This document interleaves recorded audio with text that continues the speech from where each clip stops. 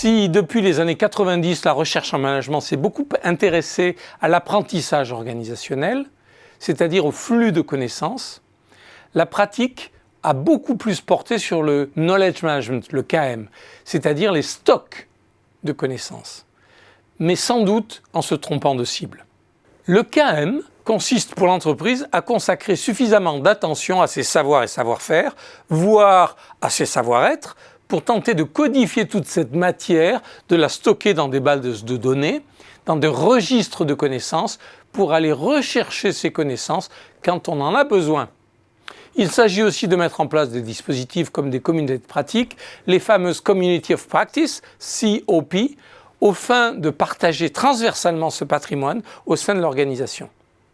Gonzague de Chastenay, consultant et enseignant affilié au CNAM, au sein de l'INTD, a publié un ouvrage de bonne tenue récapitulant les concepts et les pratiques du KM. Cette contribution est très utile. Pourtant, l'observation des pratiques du KM suggère qu'il est difficile d'obtenir un intérêt durable et continu des collaborateurs pour procéder au travail de recensement des connaissances, de leur extraction, de leur stockage.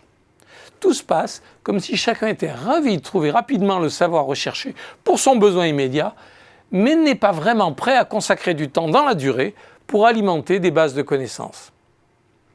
En outre, l'explicitation, la codification, le codage des savoirs dans ces répertoires et l'accessibilité de ces répertoires, quand ils existent et sont mis à jour, augmentent inévitablement la vulnérabilité du patrimoine intellectuel de l'entreprise.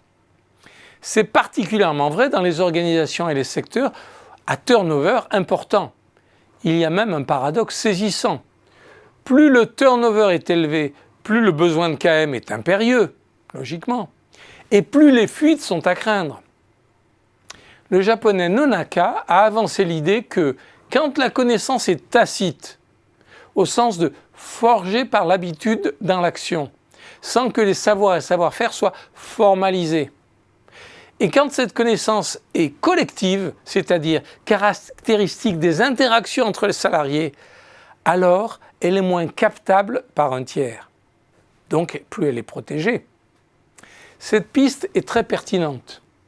Les sources d'avantages concurrentiels durables, car protégées, se nichent dans le tacite organisationnel plutôt que dans l'explicite, qu'il soit porté par des individus ou archivé dans des répertoires de connaissances explicités. Mais ne nous trompons pas de diagnostic sur le tacite du collectif. Exemple. Un ingénieur tentait de concevoir une machine à désosser des poulets. Son projet a été un échec répété pendant 10 ans, jusqu'au jour où il a décidé d'aller travailler avec des ouvriers dans un abattoir pour voir comment ils s'y prenaient pour désosser les poulets.